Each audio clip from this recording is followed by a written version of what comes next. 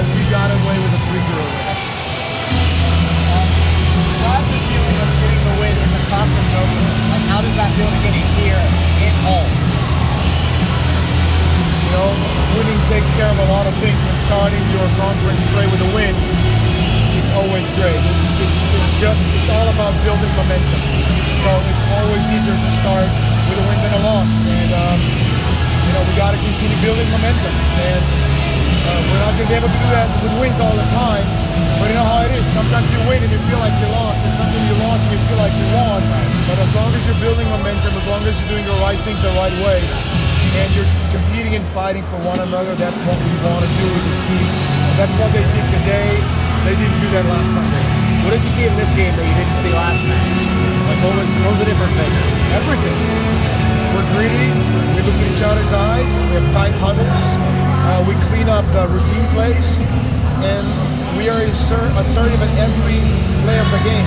And you know, even though we used 6 serves, we were assertive in this last set. And that's okay. If we're not assertive, we're like weak sauce, and we're missing, and we have a problem. So we're okay. If we're pushing from the serve line and we miss 1 or 2 extra, you know what? It takes what it takes. So everything was different today than last Sunday. And I'm happy to see that. Cody Bryant had a really great game today. Talk a little bit about her performance. You know, Courtney's been with us now, 3 years? She's a junior, and we're her biggest fans. We're continue, you know, the hard work for her continues, because she's still a very young volleyball player. Even though she's junior, she has so much to learn. She has so much to prove. We're trying to convince her not to put too much pressure on her in every play she makes. So every time she gets a clean swing or a clean pass, or it's just like a big win for all of us, that's why we have her on the court. She has to play to get those reps, fail and feel uncomfortable, and so she can be great down the stretch. And we're happy that she's performing at the level that she is right now. That's all we had. So thank you. Thank you. Congrats on the win. Thank you. Let me steal you. So, Coach, you guys didn't have any service errors in that second set. Can you just talk to us about how impressive you were with that? That's how we train. But again, if you look at stats and you see we have no serving errors, sometimes that can be concerning because it means we're not putting enough pressure. But then you look at opponents' receiving numbers, it's like, yeah, we're actually putting them in a lot of trouble. So yes, but we don't want to play perfect game, especially from the serve line.